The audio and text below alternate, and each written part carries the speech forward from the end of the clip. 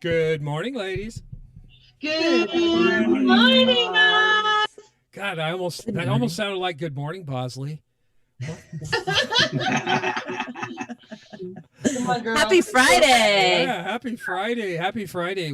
I'm going to be behind the curtain today for the most part, and we have a low bandwidth individual, Marianna, so I'm going to be adjusting her camera throughout when it clicks in and out. So it's not me messing with her, it's me fixing the internets. So let me see if I can get her back in here. This is when I come in and I take my pitch for rural broadband internet as an equality issue all across this country. Yeah, for sure. We need that so bad. That's why I sold my house and moved, just because of the internet. I mean, it was out in the country and everything else. But anyway, we're starting out with Fearless Friday. And this particular show today is a dedication to all of our frontline, I'm going to call them heroes. A lot of them have died trying to help us through this COVID Kairos time of our crisis here. And up on the screen here, we have several people, just like regular people. They're regular people. They're you and me. They're Marianna, Amber, Shanda, Rhonda. They're just people. And I'm going to run through it real quick. I'm not going to put names with them. They just died through this crisis. The moms, dads, brothers, cousins, everybody. So, yeah, kind of a somber way to start off this Fearless Friday. But I think we'll get that in the second half of the show today. We're going to start off with what's in the news, again, as we usually do. And it's the wonderful world of insanity out there. So let me run this clip, ladies, and then I'm going to shut the hell up, and then we're going to let you go at it. Oh, you know what? I'm bad. Marianna, I want you to introduce yourself. Just tell everybody who you are, what you do, and you're running for office. I apologize. Go right ahead. Gosh, the who I am and the what I do part is really hard. Okay, so I'm Marianna Everson. I'm running for LD19 state rep because everything's just too damn hard, and it doesn't have to be this way. I'm a founder of Our Revolution, Coastal Washington. I'm a PCO from my my precinct in Montesano 602. I'm a state committee person for Grace Harbor to the Washington State Democrats Central Committee. And I'm running for national delegate for Bernie Sanders because, like I just said, everything's too damn hard and it doesn't have to be this way. So I'm here as my role as a registered nurse, as a mental health professional, work in a mental health facility that helps people in crisis. And I'm a former critical care nurse at Grace Harbor Community Hospital, and I've taken care of people on ventilators, just like the one that was discharged from Grace Harbor Community Hospital, who had COVID-19. So, you're just this is just amazing. You not only go in and risk your life daily to take care of your patients, you're fighting for every single person and for those that you don't even know. So not only taking care of and trying to better a person's life, you're trying to better all, especially our in LD19. You stepping up and running to represent is just thank you very much. Yes. Thank you. Well, nobody else was going to do it, so I am. And more people should take the lead that you are showing with courage and conviction. And you also have opinions on breaking news items, just like everybody else. So let's get this going here so we can get to the second half of the show. Here we go. Indeed, we do. We've got David Sirota on. He's going to talk about some of his latest reporting as it relates to the scenes that we're watching unfolding and are going to cover all day in Minneapolis and across the country. We have Mike Breuer on. He's a challenger for Senate in Kentucky. He's been endorsed by Andrew Yang. And coincidentally, we also have Andrew Yang himself in the show today. So a lot to get to, but we are going to start with these incredible scenes that we've been watching unfold in Minneapolis. So we have a lot of developing things that happened overnight in Minneapolis, which is that protesters, some rioters, the city of Minneapolis decided to tell their police and fire departments to stand down. You can see there that some protesters, rioters, and others set fire to separate police precincts in the city, one of which was closest to the location where George Floyd was murdered by those officers. And then you also can see that there's that right there was an affordable housing complex, which was set to open next year for the poor in Minneapolis. Overall, it's just a highly tenuous situation.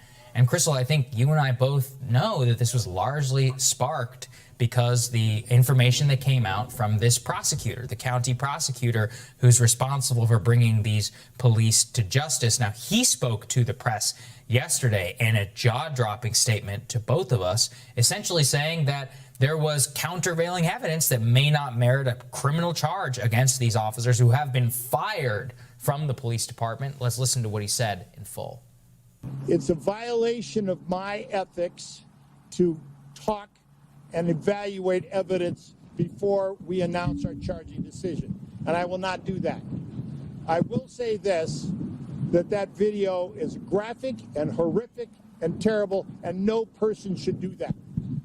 But my job in the end is to prove that he violated a criminal statute, and there is other evidence that does not support a criminal charge. We need to wade through all of that evidence and to come through with a meaningful determination, and we are doing that to the best of our ability. Okay, I'm not going to let Crystal and Sagar talk about it because I've got 4 of the smartest ladies I know going to talk about it. Oz, can I interrupt you for a second? Good morning, chat. The chat is saying both your mic and my mic are very low. Can you turn us up a little? Okay, is that better? Shanda, so. I can't do much about your mic, but I will check the audio stream, and I apologize, everybody. So back to the story here. What do you think about that, ladies? That's such bullshit. Actually, that's the first I heard about it. I kind of took myself off of news overnight and just getting updated now. And I'm pissed, and I totally understand. Even without knowing this piece, I was still understanding why riots were happening. But totally understand why it's escalating. It's total bullshit. Total bullshit. They should be arrested, put in there. And anybody else they would be. This guy's a Democrat too. So just to let you know, we're hearing Amy Klobuchar at one time could have prosecuted the same police officer, 19 incidents in 20 years. It just speaks to how our higher ups and our elected officials do not follow through. They do not care about the community. They're not prosecuting them. And I just want to say too, the original reason why he was being arrested was suspicion of using a fake $20 bill at a freaking convenience store. Like, give me a break. Somebody had to die over that. It's insane to me. And he couldn't have, maybe he didn't even know that it was. He could have gotten it from another store or bank, somewhere else, and he wouldn't even have known. It's all fucking bullshit. They don't give a shit about us, and we have to be the ones that care. We have to be the ones that lead this and make this happen, where we change our world, because the people that are elected and the people that are in charge of this shit, they don't give a shit about us. Right. Even the store owner who called the cops initially came out and begged them to stop. It's just ongoing, and it would have been any of us that did that. No, I mean, not the store owner would have still called, because if there is a suspicion of, if they did it after the fact, and this could be, and it sounds like he didn't do it out of malice, like, we might have gotten one. He didn't even say this guy, none of this. No, we would not be on the ground like that. We would not have a knee in our neck. We would not be dead. And that's a ridiculous privilege. And to our communities of color, it's so insulting that we've been communities have been peaceful. Communities have stood up. They've gone to court. They've stood in front of courthouses. They've stood in front of city councils. Not a damn thing has changed. It's only gotten worse. Well, let's see who they did arrest. You want to see who they did arrest? Yeah. Yeah, let's see who they did arrest. Let's see this. This blew my brains out, ladies. This is just unreal. Outrageous to imagine that we need to wait longer to figure out more what happens before arresting and charging these individuals. At the same time, who does get arrested? An American journalist, CNN journalist, right, trying to cover Omar Jimenez, who does happen to be a man of color, who was covering these protests live. And we watched on CNN as him and his producer and his audio and his camera guy all arrested by the police, being completely respectful, trying to do everything they can to stay within where the police want them to stay. Just absolutely unbelievable. Let's watch that footage right now.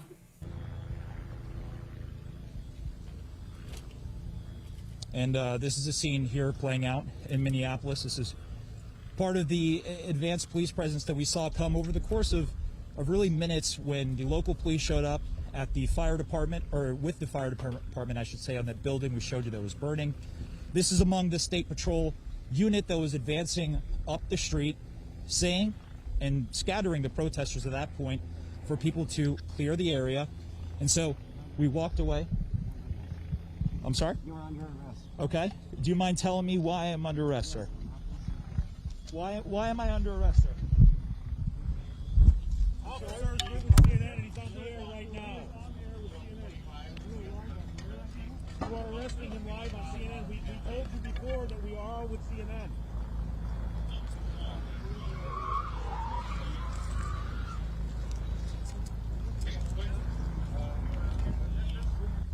I believe they're about to, we're all about to be arrested. That's our producer. I'm probably going to be taken in a minute. We were just, like I said, just reporting on the closure. One of the most ridiculous things I've ever seen. I actually want to give an update here. So, I mean, after that happened, we covered here, posted already about how the Omar has been released from the police. He's back reporting live on the air. Hey, Sagar, why was that staged? Shanda?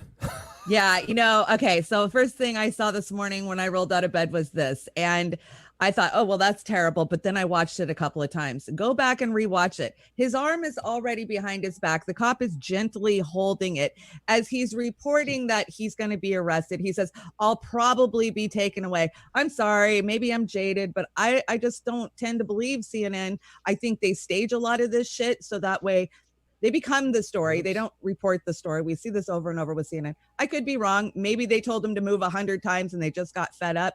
But from what I can see in the context of that clip, I think it's staged. Absolutely. Absolutely staged. It's called the Smith-Mundt Act. They had a modernization pass in 2012. It's pure propaganda. Anybody else being arrested or that's been arrested by the police in these protests was not taken down kindly, was not slowly been able to give their arms behind their back. No, I've seen the, rubber bullet wounds, the tear gas, and frontline people helping support, being activists. This has been happening for a long time. And while of course violence is never the solution to anything, that's also how our country was founded. We came, we raped, we pillaged, we threw tea in a Boston Tea Party. We were not violent extremists. We were pissed off over taxes. Gee, what's changed? Rhonda? I think it's about time that some people of privilege get arrested and get taken down.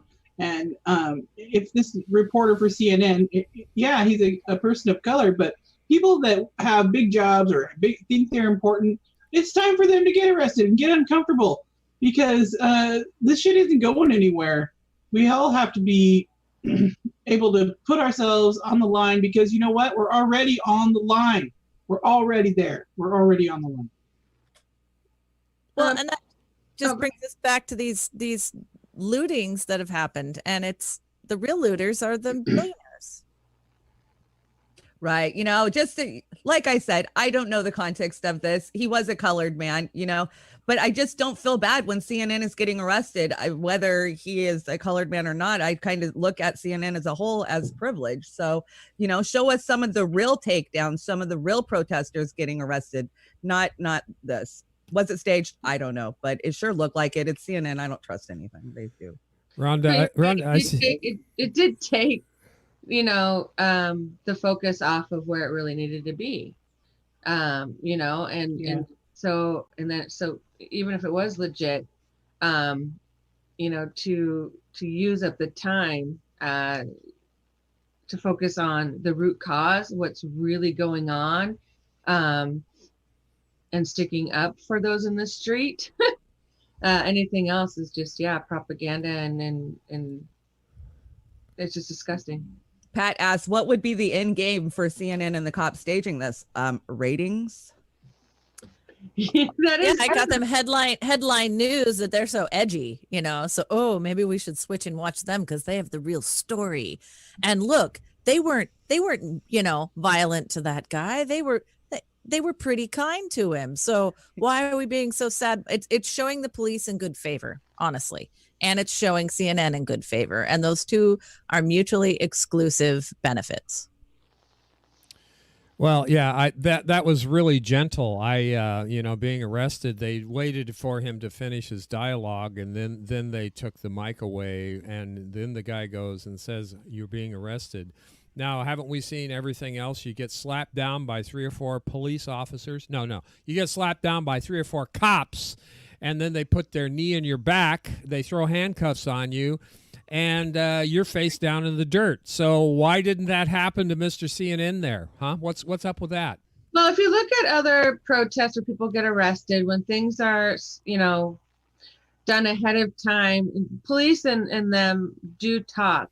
Like, okay, I know you're not going to leave, so we're going to have to look at, arresting you. And they'll talk to, okay, you got like 5 more times last time.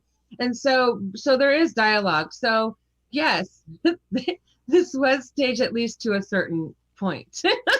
And so they knew it was going to go on. The police don't just stand there like that with their hand on there and let you talk. It's like, okay, if you're not going to leave, we will have to arrest you. And the reporter may have stood their ground. Yeah, I'm not going to leave. So go ahead. I know you're not going to hurt me, whether how long in advance it was set up, or, whether, okay, I'm going to take one for ratings and get arrested. Okay, guys, you ready? Okay, camera. It's staged to at least some certain degree. Yeah, well, ladies nailed it in my opinion again.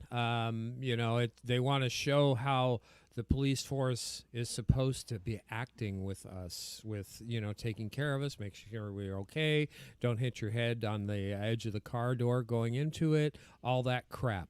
So again, there's not a lot we can talk about this segment anymore, other than the murders, the recent murders of Ahmaud Arbery and Breonna Taylor in her own home, getting served a warrant for arrest, and it wasn't even her. They went in and shot her, and that was in Detroit, I think.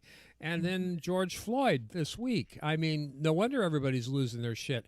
At what point do we get into this thing about what Humpty Dumpty sat on a wall last night with his tweet saying that when the looting begins, the shooting starts? What the hell is that? What kind of leadership is that from the cray there? I'm beside myself. Can we get some comment on that tweet he had that I just recited a part of? Let's talk about looting. Who's looting? The CARES Act, the HEROES Act, that's looting. We like to pigeonhole looting into just putting it on poor people. They go in and they steal stuff, but we're being ripped off blind by the global elite and the corporatists. I've been calling it a smash and grab forever, and that's exactly what they're doing. Absolutely. It's 580 million people throughout the world in poverty, and we got 25 billionaires taking almost $300 billion in 2 months. So who's looting who? Big deal, AutoZone, whatever. Let's look at the reality of this.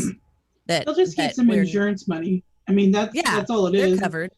And that's good to me, I think. Like, make the insurance companies pay. They got tons of money. They're the oligarchs that we fight against. So sure, make them pay the insurance benefits to the places that get looted. Heck yeah. Spend some of that $5 trillion handout they got, right? On That's right. Stuff like that. So yeah, again, I see the chats, chirping pretty good there. Good morning, Jilly, Melissa, Franklin, Pat, everybody. Welcome to our Fearless Friday, and we're being fearless as we can. I caught Melissa said something. 2 of the 3 were white. That's why they were easy on them. Well, probably, maybe. I don't know what to say. 2 of the 3 of them were white. That's why they were easy on them. It was staged, whatever. It was totally staged. It was for optics. This is how our police force works in this country. And CNN wanted to get them a highlight reel. So, personally, I'm sick to my stomach over this. I just truly. So before we finish this out and get on to, the second part of the show, man, this last 20 minutes is just blown by, ladies. I'm going to use a reference to one of our historians, our great leaders that I have just unstoppable admiration for and sacrificed his life. This shot kind of is a metaphor. There's an invisible line there, and I don't even know what to call that invisible line between the police and the people. But in relation to that, we have a quote here from Martin Luther King Jr., and let me get that in there so everybody can see it. Martin Luther King Jr., and this is in relation to the Berlin Wall. Martin Luther King Jr., for here on either side of the wall are God's children, and no man-made barrier can obliterate that fact. Well, I'm not into that aspect of religion, but I respect everybody who does, because all I can see is good in that statement. And when we see our children, like Ahmaud and Brianna and George get murdered, they're children. Can we stop killing our children? They're somebody's children. So if you ladies want to finish up on that with those great words from a great man, we'll get out of this one before we get too much locked into it. I just know that it's a lot. My gut just hurts every day. I see my children's faces in these videos and these photos and these. So yeah, please stand up and get out on the streets and do all we can to stop it. We know that the system is broken, and that we need to we need to tear it all down and revamp what we've got. It's not working, and it's only getting worse. I absolutely think that this is inevitable. Yes. What do they expect? They keep their boot on the neck of the working class and the poor, and then they don't expect us to ever react. Yeah, it can only take so much before you break. And there are actions happening. It's already. Sorry. It's okay. I was just going to say that there are actions happening all over the country over the weekend. And right now, America has 2 choices, in my opinion, and that's to be an ally or be an accomplice. Marianna? It's already so bad. It's already so bad. So what do we got to lose? I mean, I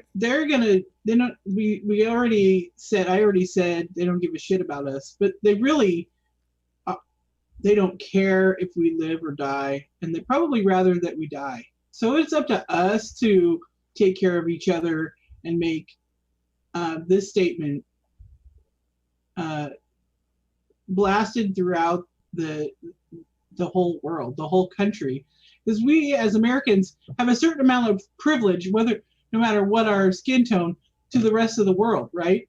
We already have, and so we are offended because we thought we had this great country. We grew up thinking that we were the best in the world, and we are totally offended, and we're either like fighting against it, or we are fighting to deny it, to deny that we're the reality that we're not the greatest country in the world anymore, if we ever were.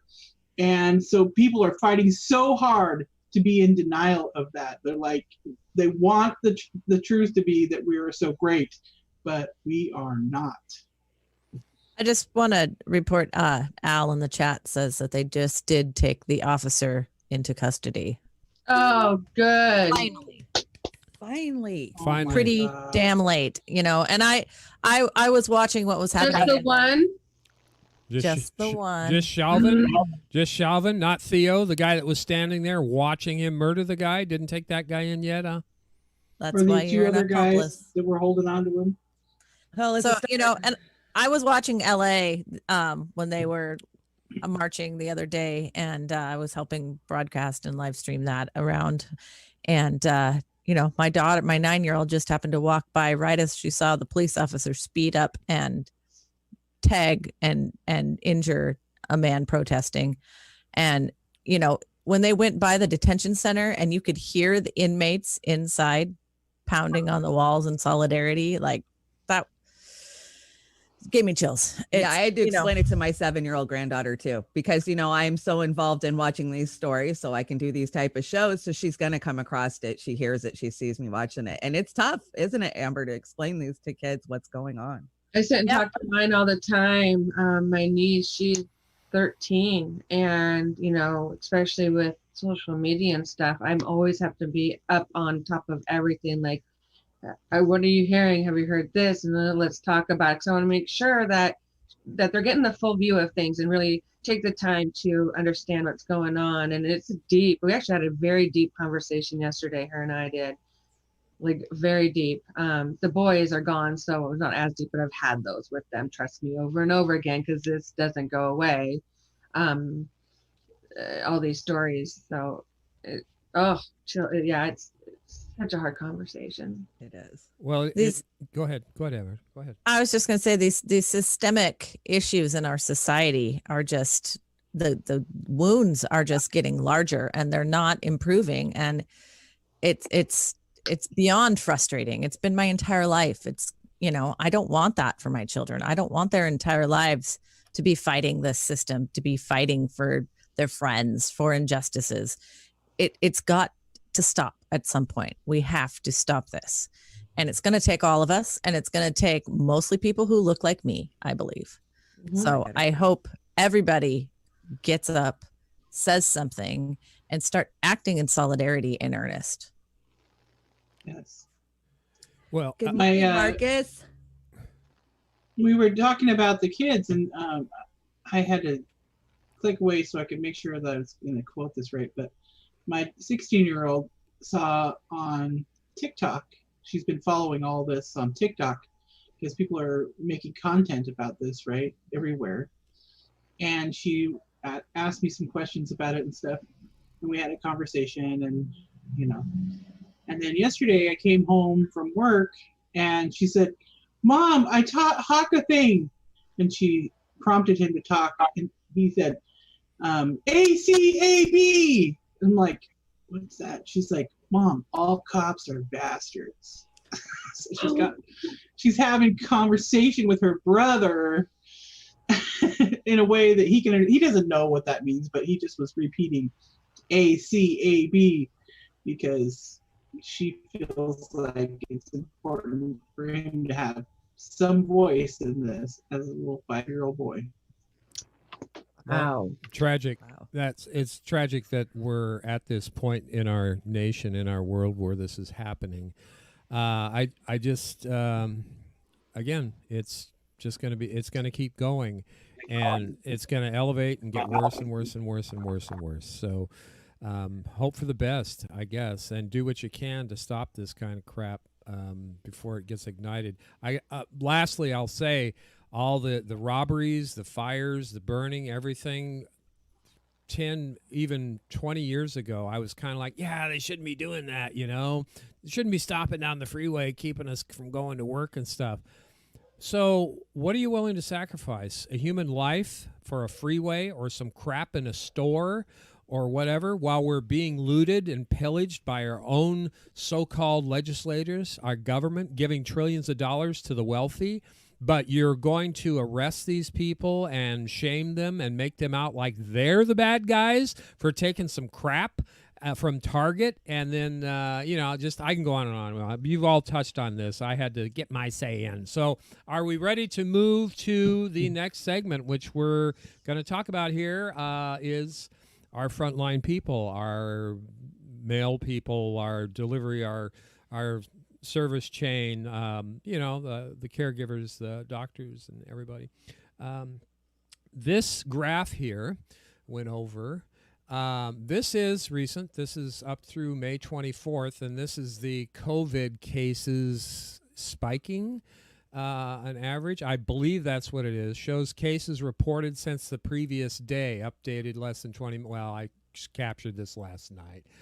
So this peaked around the 28th of March and started going down. I think people got their head out of their ass and started closing down states and restricting travel and businesses and everything else. And you can see it's been up and down, up and down. Some states didn't even close down. But my point is with this graph, and see if you ladies concur, we're at May 24th, and now it's starting to go back up. And I don't like the direction of that little blue line. And we have, for instance, Disneyland, Epcot Center, Knott's Berry Farm, all that vacation time places are opening up. They've already started opening, and they're going to open and open and open and open, just like on the front of the store. Open, open, open. These nuts are out there saying, let's open it up. What do you think? Do you think it's going to go back down anytime soon, or is it going to go through the roof? I think it's going to go up.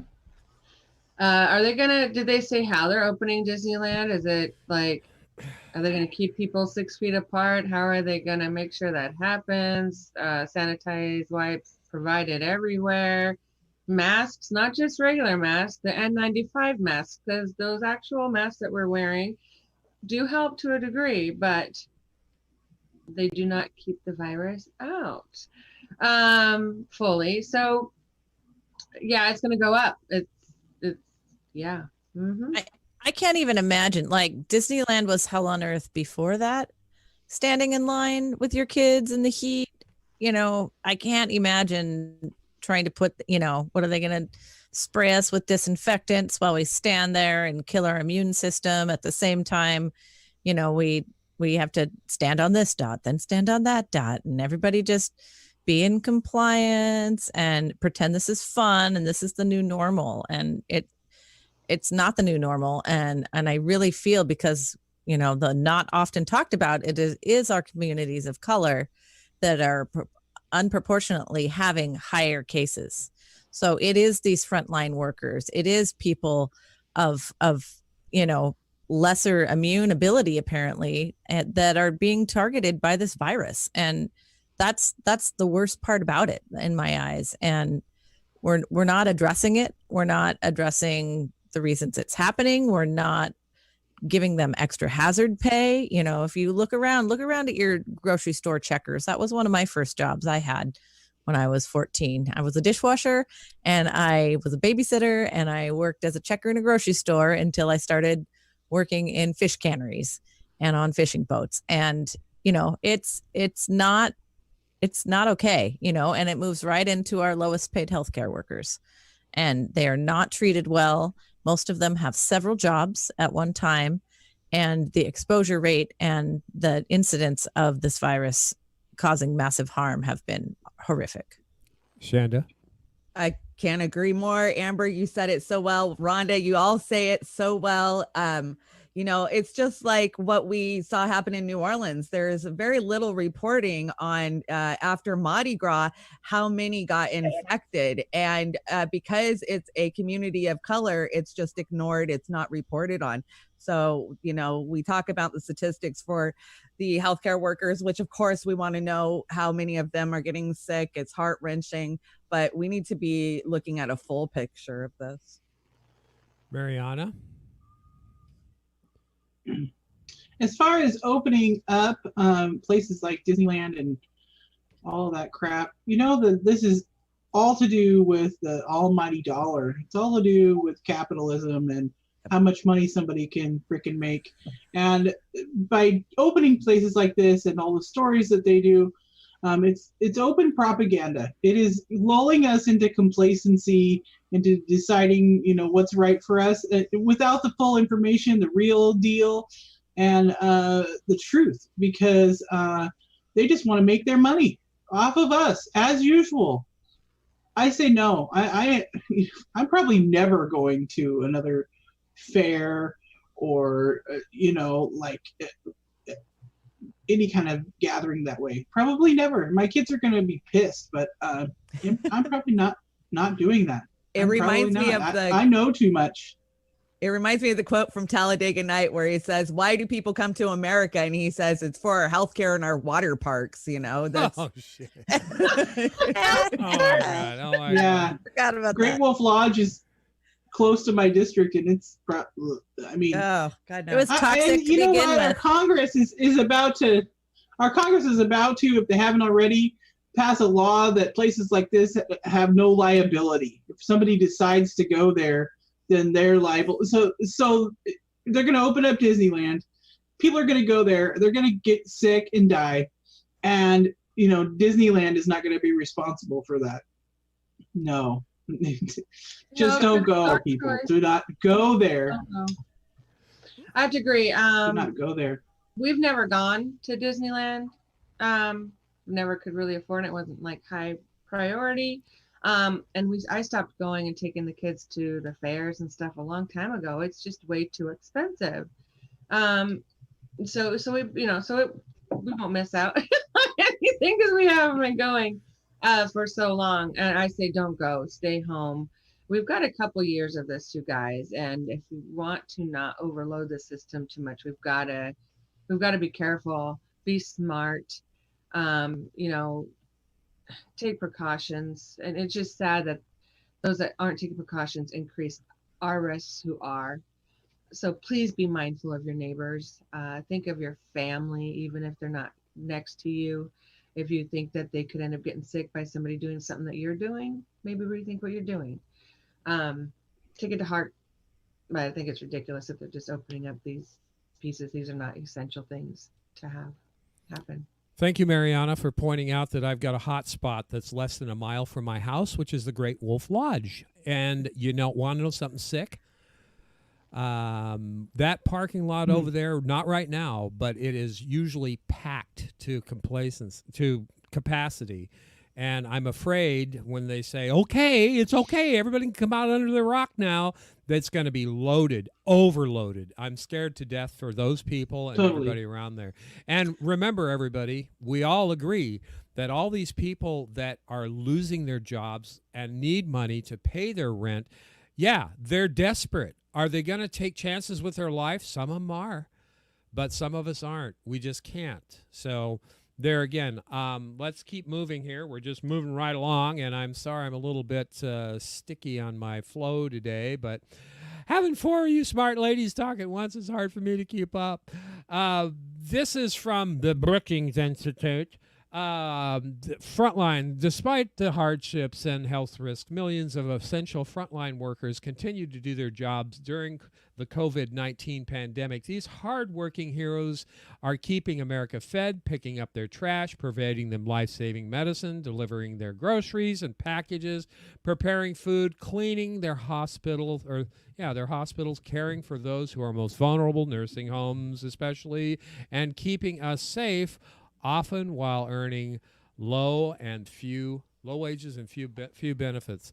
I'm just going to get into the rest of this just so you can have some stats here. Although doctors and nurses who earn a median wage of $105 per hour down to $34 per hour respectively receive the lion's share of the public recognition for their life-saving role in the fight against COVID-19. They represent less than 20% of all essential health workers. Millions of the other health workers earn significantly lower wages while receiving less public recognition, and I don't really think they give a shit, despite their sacrifices. So let's give them some love, too. Nearly 7 million essential workers are employed in low-wage health jobs on the COVID-19 front line. That's not just the health jobs. There's another several million grocery cash, all that stuff.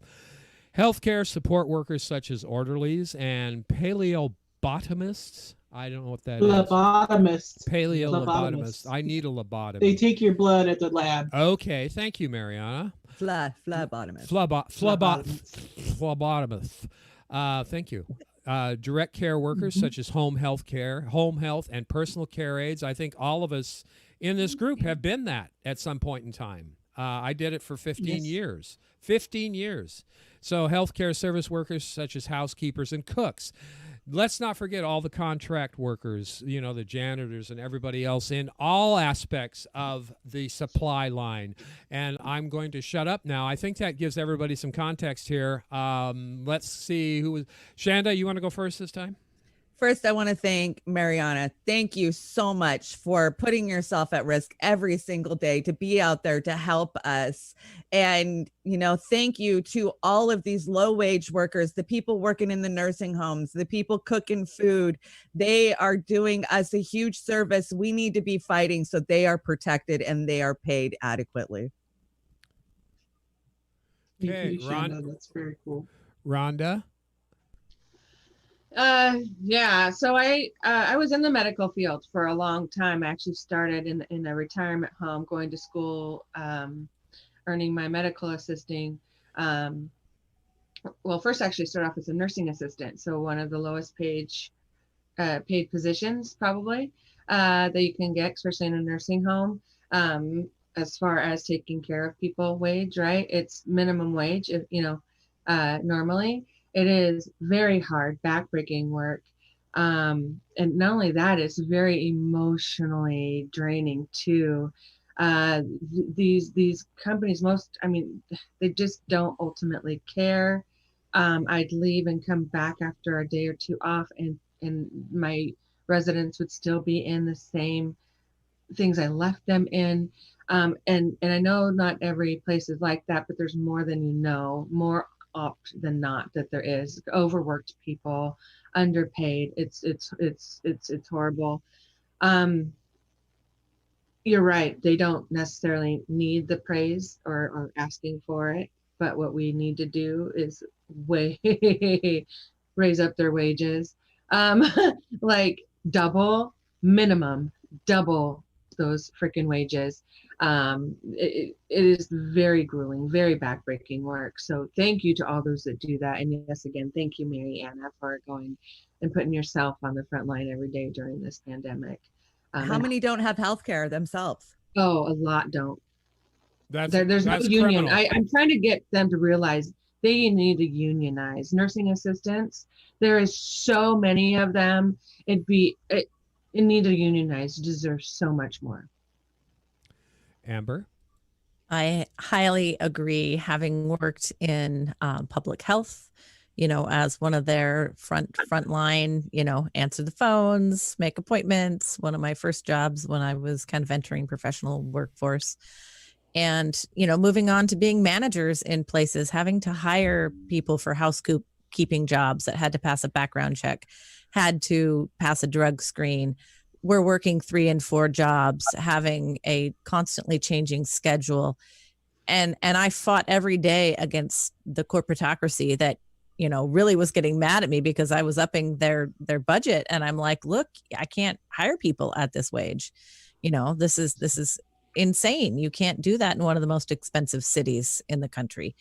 And, it all comes down to the almighty dollar and profit. And it's been incredibly frustrating. Childcare workers now are some of the also lowest paid people, most important job in our country, and not being supported yet considered essential because, the nurses can't go to work if we can't have childcare, or, it's just a cyclical problem that is only being exposed. And, it's part of why I decided to run for office.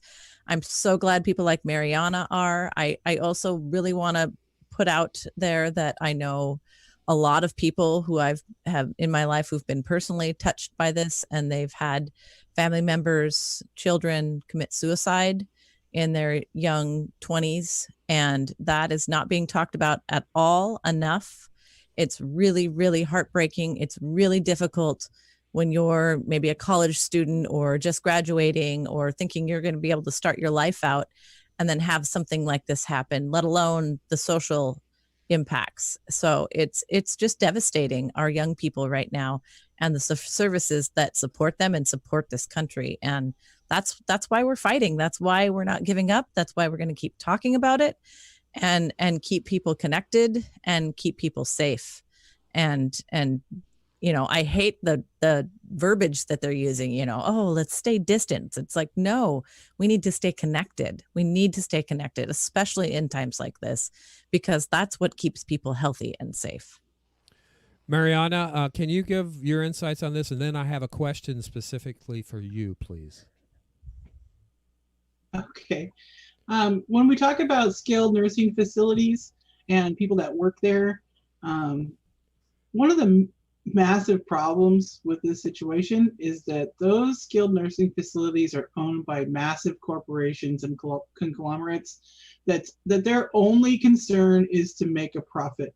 So they purposely keep their wages and benefits as small as possible for these people who are given their heart and soul. Nurses, CNAs, oh my God, the CNAs are the heart of this frickin' country, you know?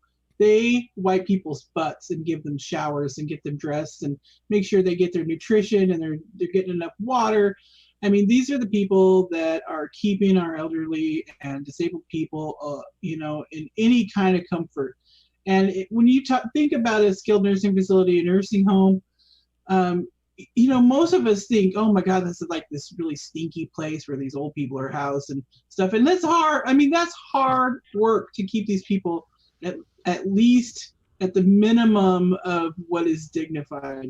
And these people give their hearts and souls to make sure they love their residents. They love them, like actually feel they are part of their life. And then when, you know, so many of them in these specific facilities have died, that is a massive emotional toll that, like you mentioned, you know, that is Rhonda, it is a massive emotional toll. This is to them a part of their family because they see them, you know, probably more than they see their own family because they're working 2 or 3 jobs, you know, just to make it. They deserve way more pay and compensation. And you know, one more point I want to talk about for skilled nursing facilities being these huge corporate, you know, conglomerates is that they're very powerful in this country. They are very powerful in this country. Even Bernie Sanders would not touch the skilled nursing facility in his Medicare for All bill. It's not in the Pramila Jayapal's bill. They're doing, you know, in-home care, which would take a bite out of these giant corporations. But they are so powerful that even our most powerful allies have not even tried to touch their profits. And that's a huge problem that we're going to have to face. We're going to have to face it. Excellent point, Marianna. Excellent point. I live in a retirement community. I have worked in 3 Alzheimer's wards. I spent 10 years taking care of the elderly, and you're dead on. Exactly. They don't want to give you wages. They don't want to give you benefits, and you do become attached to these people. You see them every day. You know their families. You know their life stories. There's not even, you know, close how to they like their coffee. Exactly. So you learn their little quirks, right? And that's it. Oh man, I remember just being heartbroken each time I lost, you know, my resident. Yeah. I just had to hospice my grandmother in her last stages of Alzheimer's, and you know, it's, you know, beginning of life, end of life, and our prisoners. And I've constantly said that they really do get the short end of every stick in this country. And it's so unjust and unfair when there's so many caring, dedicated, amazing people that do this work and really shouldn't have to work 4 jobs, 5 jobs to pay their rent and take care of their own family when they're willing to go and do so much for people they don't know. And, you know, that's why we're here. That's why we're having this conversation. Marianna, my question to you, you say skilled nursing facilities. Does that include nursing homes? That's kind of the technical term for a nursing home. Okay, I just don't want people to be confused, because it's been my contention for the last 30 years that our nursing home system, the way we take care of our fathers, mothers, grandparents, everybody, in just that aspect of skilled nursing, is a disgrace. It's a goddamn disgrace how they treat the people there, how it's profit driven. It is a disgrace. And once again, I've been preaching from the gospel of justice all week, justice for George and Ahmed and Brianna. I'm saying justice for our elderly, our mothers and fathers, the workers involved in that. It's our responsibility. We can't push this off on somebody else. So I'm glad that I got that clarified. Our nursing home system in this country, especially in this time of pandemic, just shows us how much we need a universal single-payer health care, no strings attached, no bullshit access, no bullshit anything, just straight away. You get sick, we're going to take care of you. End of story. So we're moving right along here. I just wanted to give a couple of more just stats here. The biggest impact of COVID, the biggest cases per 100,000 people is New York. Number 1. Number 2, New Jersey. Number 3, Massachusetts. Number 4, Rhode Island. Number 5, Connecticut. Number 6, Delaware. Hey, Joe. Illinois. That one is not surprising to me. And I'm not even giving you the specific death numbers and everything else.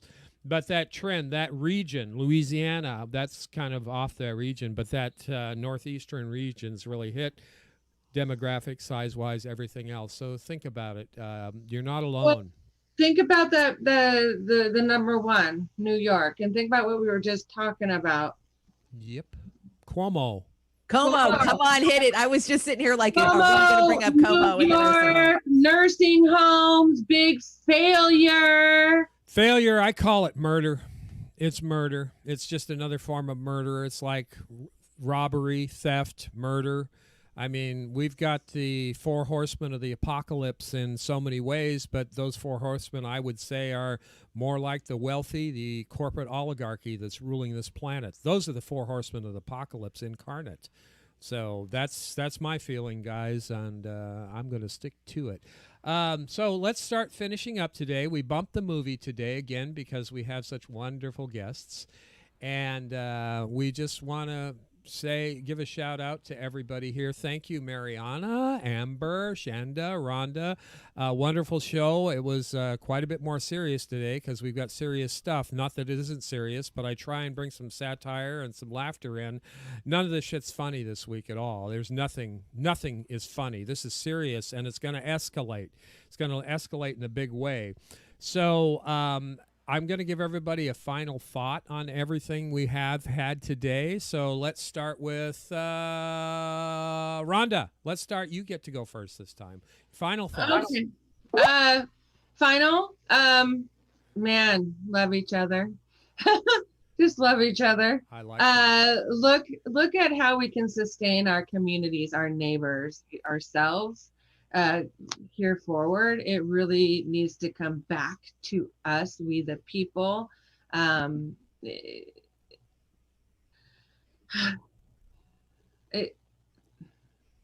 just saddened and heartbroken, but not surprised at where we are today.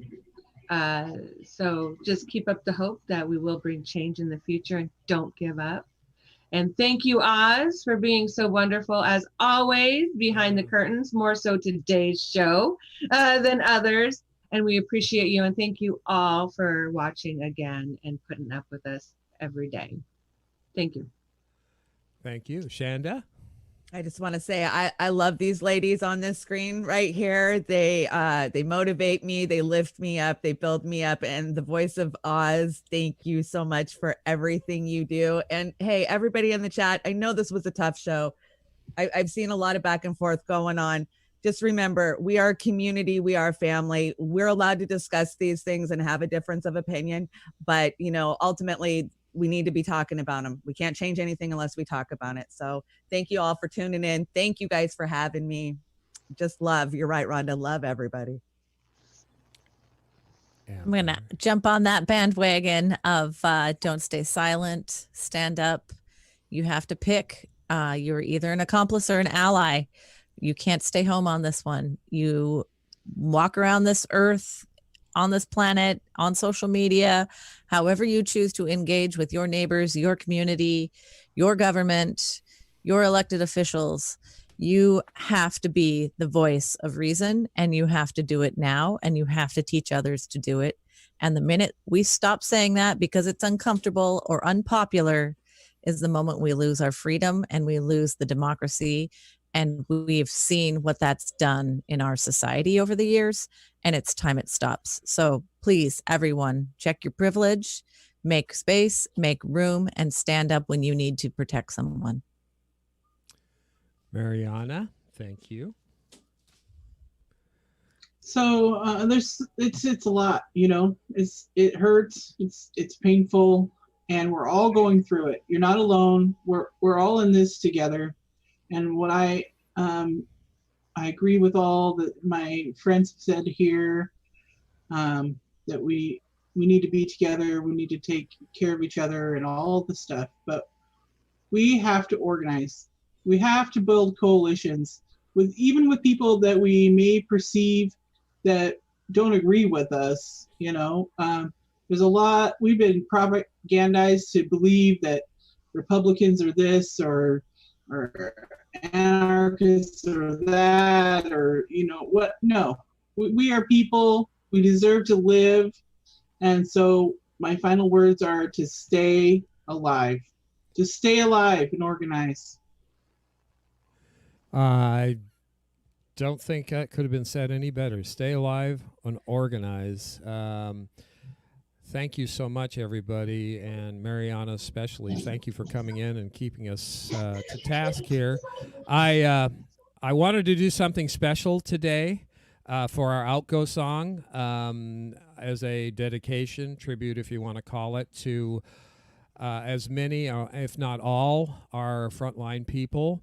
So I want to dedicate this this song to Marianna and everybody out there, all of our frontline people, and this video. I did have some exceptional help from Shanda last night because I have to put these productions together in 5 minutes or less. So anyway, I did get a little more time to work on this. So again, thank you, ladies. Everybody, please think about our frontline heroes. Who are actually putting their lives on the line, and they're dying. It's a war out there, and we're going to make a difference. So let's have some justice. Thank you again, and here we go.